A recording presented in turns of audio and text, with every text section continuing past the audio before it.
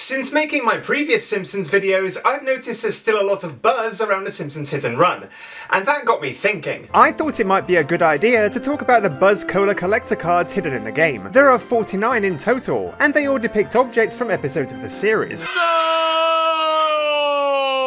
Now, the game itself does indeed acknowledge the episodes in which these objects originate, so you probably won't learn anything new from this video. Don't have a cow, man. I just thought it would be fun to take a look at them. I won't question the value of your sentiment. After all, some of my more popular videos are about episode references. It seems you get a buzz out of them, so to speak.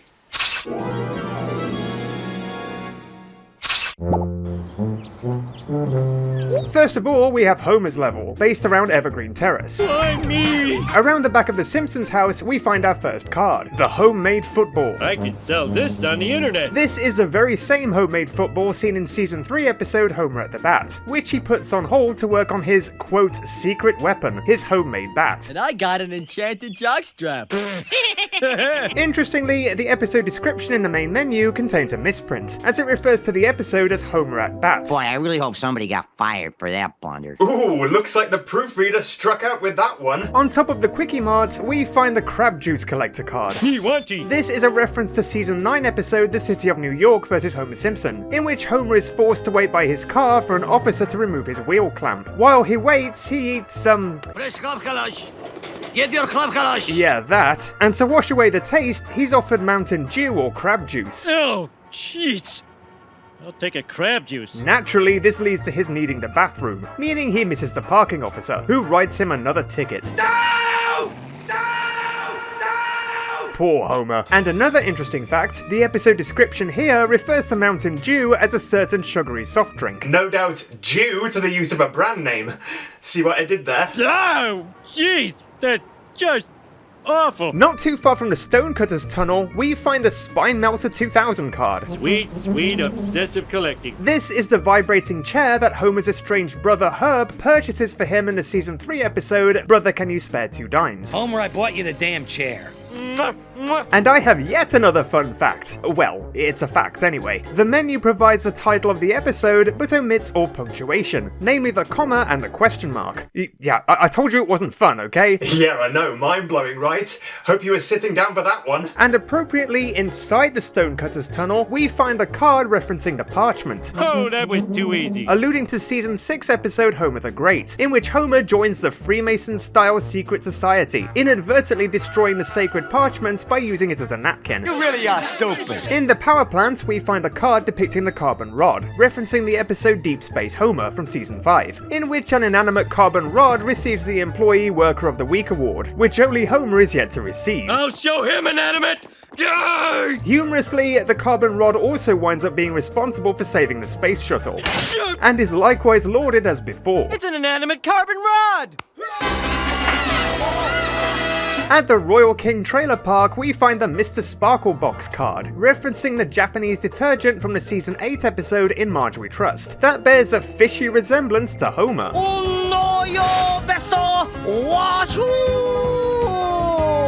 Although this eventually turns out to be a coincidence. There's your answer, fishbulb. And lastly, in the Wiggum's backyard, we find a card referencing the Guatemalan insanity pepper from Season 8's El Viaje Misterioso de Nuestro Homer, in which Homer consumes the pepper at the chili cook-off, leading to a pretty trippy episode that sees him on a quest for his soulmate. And no, you are not hallucinating. The game indeed refers to this episode by its English title. I'm not too sure why. It's not exactly wrong, but I've always thought the Spanish title was intended, as it not only contains humorous faux Spanish in its use of the erroneous name Homer, but it also alludes to the teachings of Don Juan by Carlos Castaneda. Obviously, this reference was, lost in translation. Moving on to level 2, Bart's first card depicts the head of Jebediah Springfield, This must be worth a fortune. referencing the Season 1 episode The Telltale Head, in which Bart saws the head of the statue of the town's founder. What have I done? On one of the nearby rooftops, we find the AM radio toy card, Collecting these is much better than learning. alluding to the episode Radio Bart from Season 3, in which Bart uses the radio to prank the townsfolk and convince them that there's a boy trapped in the well, My name is Timmy O'Toole. I just turned 10 years old. only to ironically wind up trapped himself. A lesson is learned, but he's thankfully rescued. All's well that ends well. Over and out. On the roof of the legitimate businessman's social club, we find a card depicting Bone Storm. It's like a game within a game. This is the game Bart is caught shoplifting in season 7 episode Marge Be Not Proud, and is one of my personal favourites. This, of course, aired at a time when the Simpsons were, well, on top of their game. In a nearby car wash, we find the Big Butt Skinner card, Must collect more. which references the weather balloon prank Bart pulls in season 6 episode Bart's Comet. I don't think I really captured the eyes. On top of the train, we find Mr. Honey Bunny, Why do these stupid things make me feel so good? the toy Bart rips the head off in season 6 episode Lisa on Ice. Bart, that was your cherished childhood toy. Ah, Mr. Honey Bunny! And it's later used by Lisa as a good luck charm. You inhuman monster! You want a piece of me? Next to the stadium, we find the Krusty brand home pregnancy test, Sweet. seen in season 4 episode I Love Lisa. I even have the Krusty home pregnancy test. And finally, in downtown Springfield, we find the driver's license Bart makes for himself in season 7 episode Bart on the Road, Woohoo! in which he, Milhouse, Martin and Nelson embark on a road trip that eventually sees them stranded in Tennessee. So yeah, this game definitely isn't Bart's first time driving. Whoa, wicked! You might say he's been down this road before. Level 3 is Lisa's level, and immediately on top of the android's dungeon, we find a card referencing the angel skeleton from season 9 episode Lisa the Skeptic. Collecting is such a zen experience. During an excavation, Lisa unearths the skeleton of a human with wings that the townsfolk are convinced is an angel. Lisa herself doubts its authenticity, and amusingly it turns out to be a publicity stunt for the mall. Please follow the angel for all your shopping needs. Far-fetched though it might sound, it's an interesting take on the science versus religion argument, and I really like the interactions between Lisa and Marge in particular. Anytime, my angel. It might seem pretty zany on the surface, but if you do some digging, there's some pretty insightful commentary buried in there. On top of Barney's Bowl-O-Rama, we find a card depicting Bart's soul, crudely scrawled on a piece of paper and sold to Milhouse in the season 7 episode Bart Sells His Soul. Pleasure doing business with you. This is actually my favourite episode of the entire show, and it's interesting that this once again tackles themes of faith and skepticism. I don't hear scrubbing. In my opinion, the episode showcases a perfect balance of humour and pathos. Man, I miss the days when the show itself had a soul. On top of the lighthouse, there's a card depicting Lisa Lionheart, Ah, sweet, sweet tangible rewards. the doll Lisa creates as a role model for girls in season 5 episode Lisa vs Malibu Stacy. And on board the Sea Spanker, we find Lisa's Valentine card, Mine, all mine. once again referencing season 4's I Love Lisa, in which she gives Ralph a Valentine card out of pity. Choose me? Something interesting to note is the use of the word sheer, when they clearly mean sheer. Trust whoever wrote this to choose the wrong spelling. While exploring Krusty Lou Studios, we find a card depicting Lisa's machine. I hope I don't have to share this with Bart. This is the perpetual motion machine that she makes in the episode The PTA Disbands, from season 6. It just keeps going faster and faster. And it can also be seen as a gag in the observatory in the same level. In this house, we obey the laws of thermodynamics. Also, according to the DVD release, the episode title should end with an exclamation mark, but the game and pretty much every other source I found online seem to omit this. Yeah, I'm sure you're all deeply horrified. At the Springfield Dam, there's a card depicting the evil braces from season 4's Last Exit to Springfield, commonly cited as one of the very best episodes of the series. Dental plan. Lisa needs braces. And finally, just outside Camp Krusty, there's a card referencing the Soy Pop, a soy-based snack seen in the flash-forward episode Lisa's Wedding in season 6. A soy-based snack will calm me down.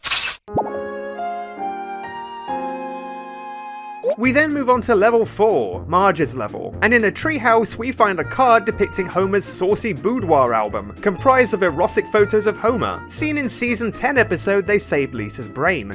This will look great on our mantelpiece. Ugh, I'm not sure your guests or even your kids would agree with that sentiment.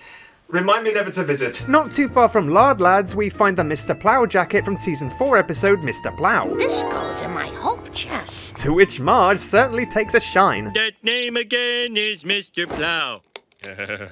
Yeah, are all of these cards gonna be about Homer and Marge's sexy time? Ugh, Let's plow on, shall we? Near to the bridge, there's a card depicting the Homer bowling ball from season 1 episode Life on the Fast Lane. All for Marge. That Homer gets Marge as a thoughtless last-minute gift after forgetting her birthday. Let's just say she wasn't, bowled over by it. On top of this building, we find the red blazer from Marge's brief stint as a real estate agent. I hope I can do something neat with this. In Season 9's Realty Bites. This might not sound particularly interesting, but I'd say it's pretty exciting to finally have a Marge card that's not tied into sex and relationships. Not that exciting. In Mr. Burns' mansion, we find Burns' portrait, This'll be Marge's secret. painted by Marge herself in the episode Brush with Greatness in Season 2. Thanks for not making fun of my genitalia.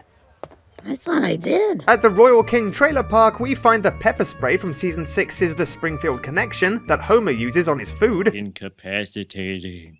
And finally, on the Girder Bridge, we find the love letter from Season 3 episode Bart the Lover, in which it's revealed to be the only so-called love letter Marge ever received from Homer. Oh, you guys with the beer, $5? Get out of here. How romantic.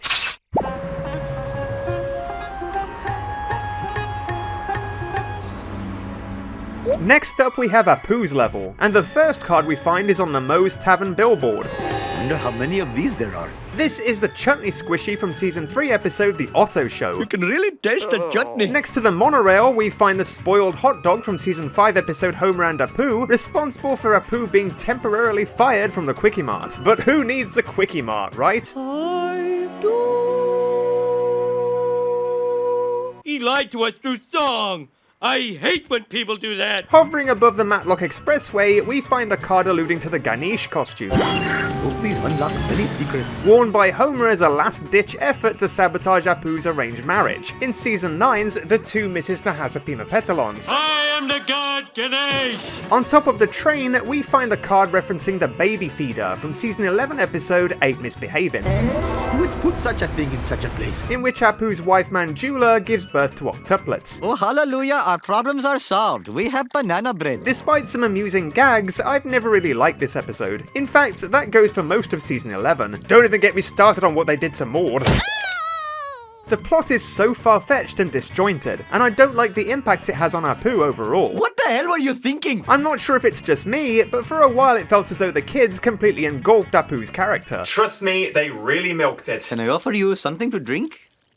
No thanks. On top of Moe's Tavern, we find the Prop 24 sign card, Collecting useless things makes me feel like a true American. depicting the sign Moe holds in Season 7's Much Apu About Nothing, in which Apu is at risk of deportation. They ain't even bothered to learn themselves the language. And outside the Legitimate Businessman Social Club, we find a card referencing the Pin Pals bowling shirt, worn by Homer's team in the episode, Well, Team Homer. This episode sees Homer, Moe, Apu, and Otto form a successful bowling team. But when Mr. Burns takes Otto's place, the team's outlook doesn't look too promising. Yeah, I really wouldn't pin my hopes on that team. And finally, near the construction site, we find Apu's t-shirt. Come to Papa, random object. This is the shirt seen in Season 7's Lisa the Vegetarian, in which he reveals he's vegan. And you must think I'm a monster. Yes, indeed, I do think that. Now I'll talk about Bart's second level, level 6, and the first card we find is Radioactive Man number 1. Sweet. Although the name of the item implies that this is a complete first edition of the Radioactive Man comic book, this is actually merely a torn page from it. In the Season 2 episode 3 Men in a Comic Book, Bart, Milhouse and Martin buy the comic together, only for it to wind up destroyed due to their inability to share. A comical turn of events, but not exactly what I'd call a storybook ending. At the end of the sewer cycle ramp, we find the bought license plate card, referencing Itchy and Scratchy Land from Season 6, in which Bart is unable to find a license plate with his name on it. Come along, Bort. On top of Planet Hype, there's a card depicting a Bart t-shirt, This must be worth a fortune. seen in Season 5's Bart Gets Famous, in which he finds fleeting fame as the I Didn't Do It boy. I didn't do it. And at the Duff Brewery, we find the Itchy and Scratchy animation cell from Season 5's Lady Bouvier's Lover, bought by Bart using Homer's credit card. This is an arm drawn by nobody. It is worth nothing. If we explore the Springfield Dam, we find Bart's Flying Hamster Science Project from Season 4's Duffless. After Lisa attempts to humiliate her brother by comparing his intelligence to that of a hamster, Bart decides to conduct his own, experiment. Can hamsters fly planes? It'll never get off the ground. I don't think I need to see the other exhibits. First prize! I stand corrected. On board the Sea Spanker, we find the Australia boot, Must collect more. used to punish Bart in Season 6 episode Bart vs. Australia. Quite literally giving him the boot. Interestingly, the game refers to the episode by number only, while the title of the episode is never provided. Oh, very odd. And finally, on this rock, we find the Gabbo doll from Season 4 finale Krusty Gets Cancelled, in which ventriloquist dummy Gabbo winds up stealing the spotlight from Krusty the Clown. I'm a bad widow boy.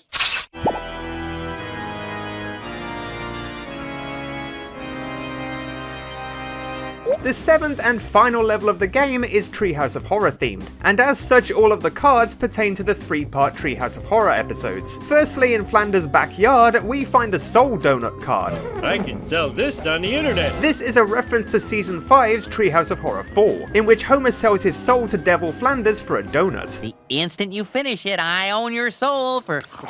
One thing that should be noted is that the episode descriptions refer to the segments in which the items appear, rather than the full episode titles that I'm using. Me watching. In the play area around Evergreen Terrace, we find the Krusty Doll card, alluding to Season 4's Treehouse of Horror 3, in which the Krusty Doll tries to kill Homer.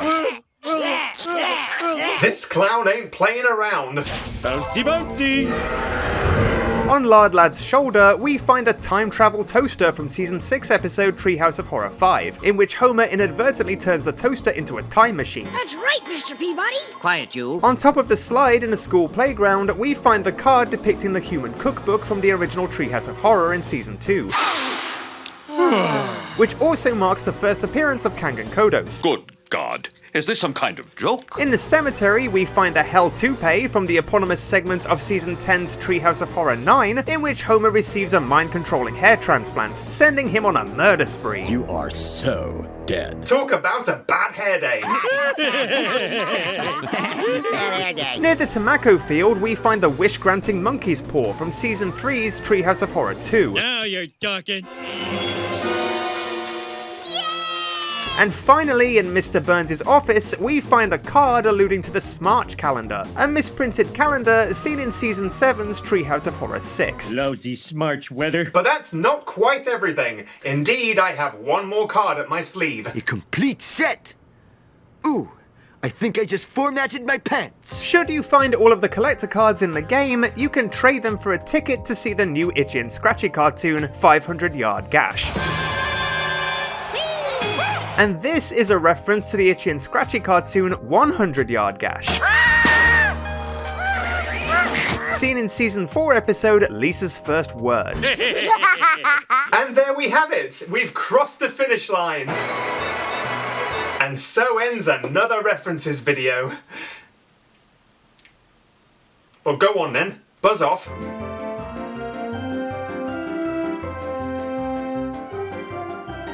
Hey everyone! As usual, a massive thank you. This video was far less time consuming than the last one, even despite all the clips I needed. I've been wanting to make a video on the Buzz Cola cards for a long time, but wasn't sure if it would be of interest, especially considering the fact that the episode titles are provided in the game itself. Even though it wasn't an exhaustive deep dive like the previous videos on the cars, I hope you enjoyed it. I've also considered doing a video on the gags in the game and the episodes they reference.